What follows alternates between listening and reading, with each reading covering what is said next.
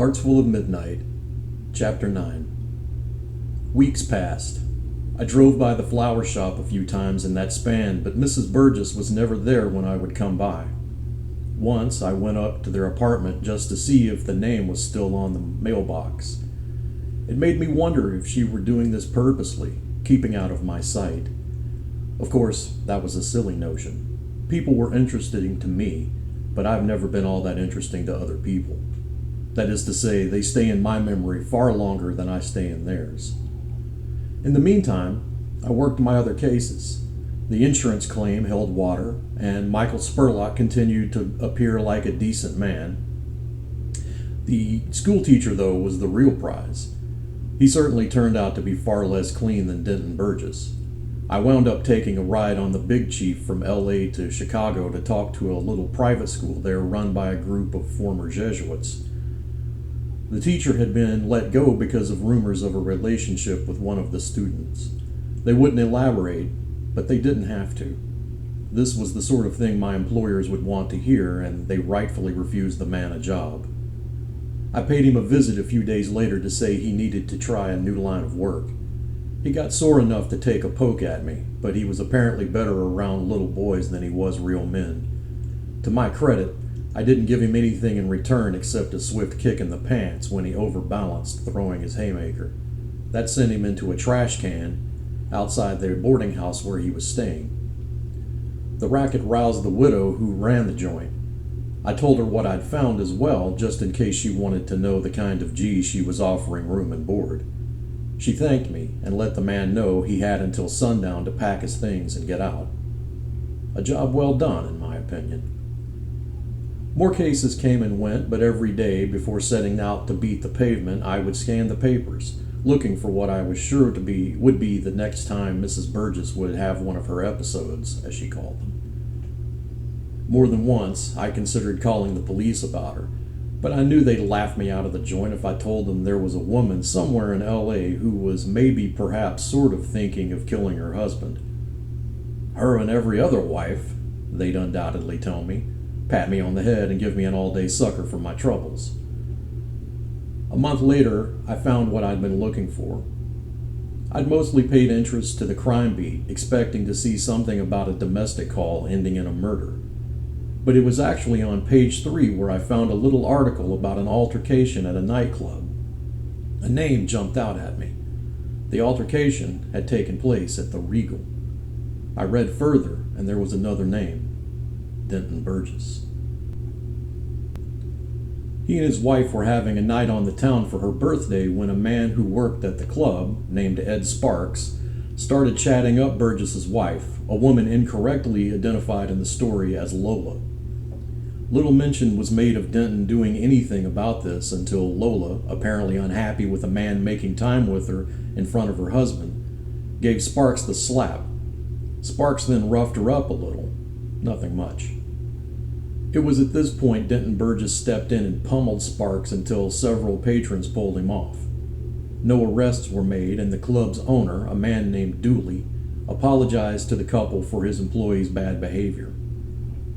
I asked around at the police station. No one had pressed charges on either side, so I dug a little further. Something about the whole thing bugged me. I knew what I knew without knowing it, and that was always the worst feeling. I'm the kind of man who can't stand incomplete things. Tie the threads together, paint in what is missing, patch up the holes. It'd been an obsession of mine since I was a kid. When others were telling me to leave something alone, I just couldn't. So I made reservations that evening for the Regal. It was a pleasant enough joint. If you've been to a supper club with pretensions toward being great, but falling instead into being just good enough that you'd come back a second or even third time, you've been there. I don't need to describe it to you. They're mostly the same. They seated me near the back of the room, which was fine. I had a tomato bisque to start. The pork roast was good, but a little heavy on the garlic, and the potatoes were slathered in herbs and butter. The single malt I ordered as a chaser was a little too austere for my tastes, and so I switched to coffee. It was the third night of a week-long engagement by some Borscht Belt comedian whose name I forgot immediately and decided to call Shlomo Yutz instead. It was a gas, that name. Somebody had to make me laugh, and it certainly wasn't this guy. The rest of the crowd was a little more polite. Management was smart. Shlomo did 30 minutes, a warm-up for their house band, a quartet called the Regalites. According to a couple sitting at the next table, they were the real draw of the place. That and dessert. That was good because their taste and humor stank to high heaven. While the band played, I spotted a couple of G's parked near my table. They were dressed well, hair perfect, and they watched everything with the easy smugness of men who were in control. There were two, a big redhead with a cauliflower ear, and a smaller one, a dusky-skinned Sicilian, who I took to be the brains of the duo because he didn't look like he'd been beaten half to death on the regular. It was him I spoke to. "Sparks not in tonight?" I asked. "Who's asking?" the smaller man said. And by smaller, I mean that he was about my height. The redhead had roughly 6 inches and 60 pounds on us both. It made me wonder what savages there were lurking around that had given him the ear. It was enough to make you want to lock your doors at night. "The name's Rollo. His night off?" I asked. "What are you, one of his army buddies?" "Something like that." The guy gave a knowing smile. "Lot of you running around," he replied. "I think Eddie must have fought more engagements in the war than that draft dodger John Wayne." "His pals show up often? Maybe I know a few." "I doubt it. But yeah, they're in here all the time. He's a popular kid." "Say, I think I read in the paper someone really slapped him around some. That one of his army buddies?" "That?" The Sicilian laughed. "Dinner and a show. We aim to please." I stuck around to listen to the Regalites. They really were worth the ticket. Afterward, I drove over to the little doggy bar for a nightcap. There were no cases lined up, so I indulged myself just enough that I had to walk the 2 blocks home. Chapter 10. The next day I drove over to the flower shop. She wasn't in, however. The owner, a woman in her mid-50s by the look of her, greeted me instead. "She's taken ill," she said. "Has she?" I asked. "Well, I'm a friend of the family. I'll just pop upstairs to see if she's all right." "Oh, you really shouldn't." It wasn't a pleasant warning. Were she a man, there would have been intent to physically stop me if necessary. "Why is that?" I asked. "She's under the weather, and you wouldn't want to catch whatever she's got." "Oh, I've probably had it a time or two myself. I grew up in a rough neighborhood." I left before the confusion had fully passed over her face, turning right just outside and through the doorway that led up to the apartment. When I knocked on the door, it took a minute for Mrs. Burgess to answer. She kept the door closed between us. "It's Johnny Hardwood, Mrs. Burgess."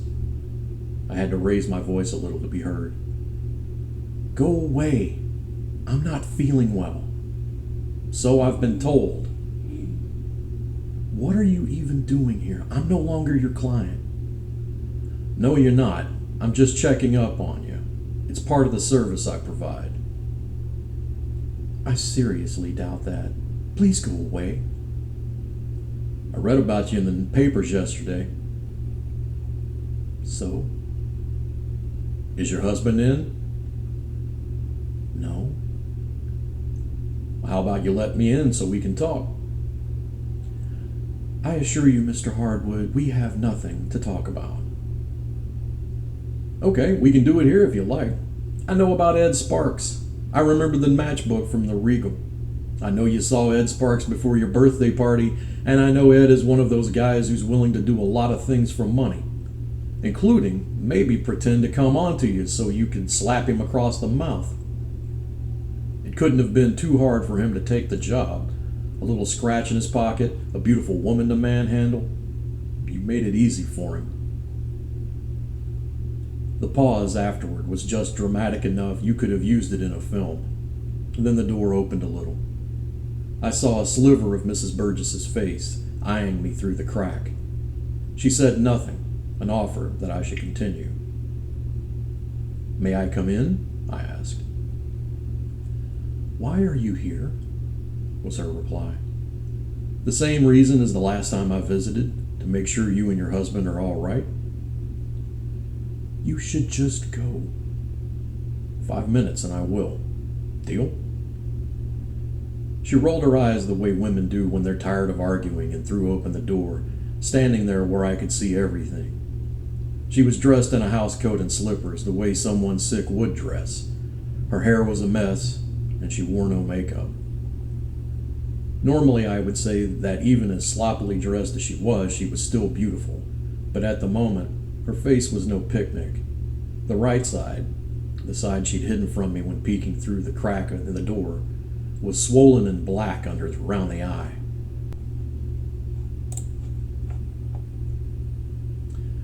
The bruise was large enough that it wasn't a punch. It couldn't have come from anything less than a slap with some elbow grease on it, maybe even a backhand that got the knuckles involved. I stepped inside, removing my hat as I went. "I'd offer you a cold drink," she said, "but since you'll only be 5 minutes. Clever. "How'd you get the eye?" I asked.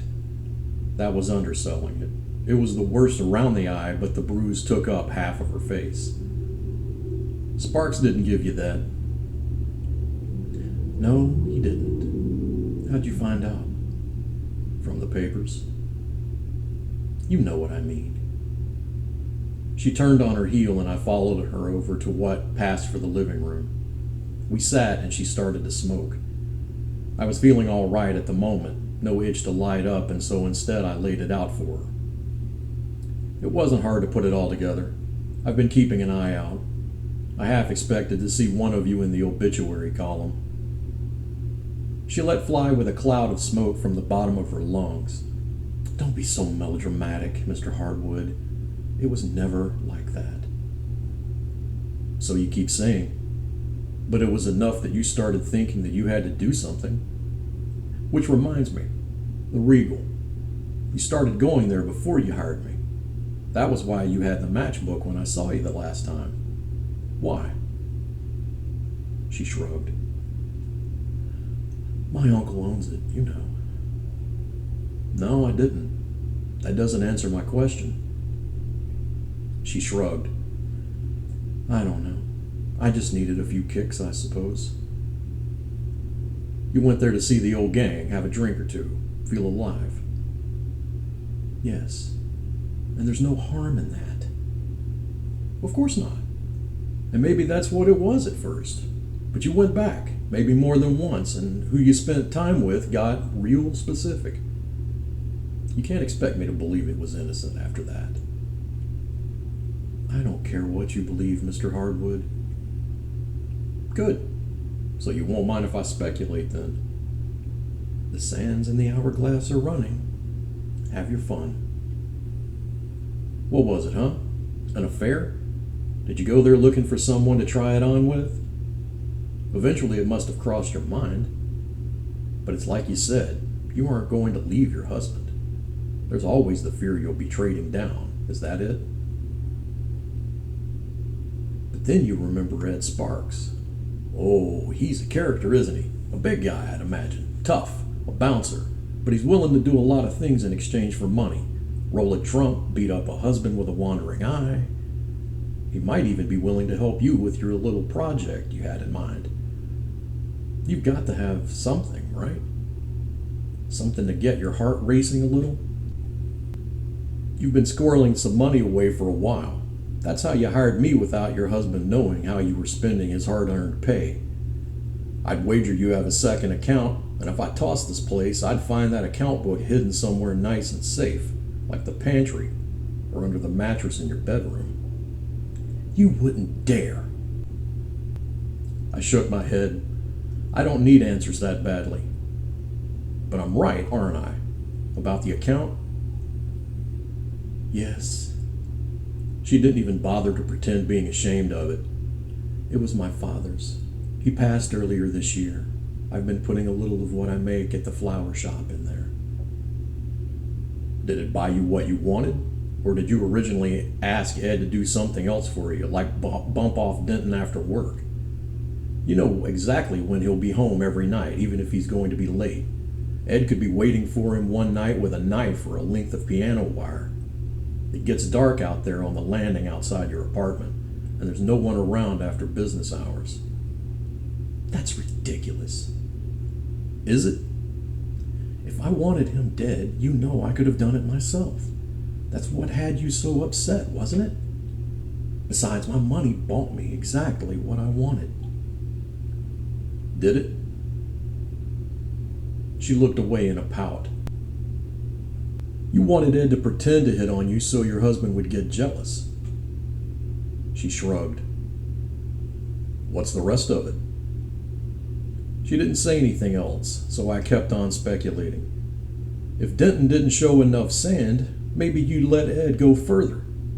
Eventually, a big, strong guy treating you just like you deserve, and then you'd let slip to your husband in an oh-so-clever way that you'd been stepping out. What kind of reaction would you have expected then, I wonder? You've got a lot of theories. You're not an easy case, Mrs. Burgess. Your motives have seemed simple, yet I can't quite understand them. Well, let me put your mind at ease. Eddie's a handsome man, and I may be many things, but I'm not a killer. Nor would I hire someone to do it for me. No, I just wanted to get Denton's attention. So you hired Ed to do what he did? Yes. And did it go like it was supposed to? She frowned. No, it didn't. Denton didn't take the bait. No, he didn't. The words were almost a shriek of outrage.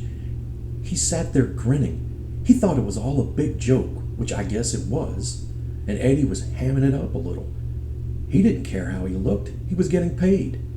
Denton probably thought it was part of the show they did there. Uncle Felix likes bringing in comedians. It was all just a big laugh to him. So you pretended to take offense to something Ed said or did so you could slap him. That wasn't originally in the script, was it? No, it wasn't. Neither was Eddie getting rough with me either. He must not have liked getting slapped by a broad like me because he really went ape over it.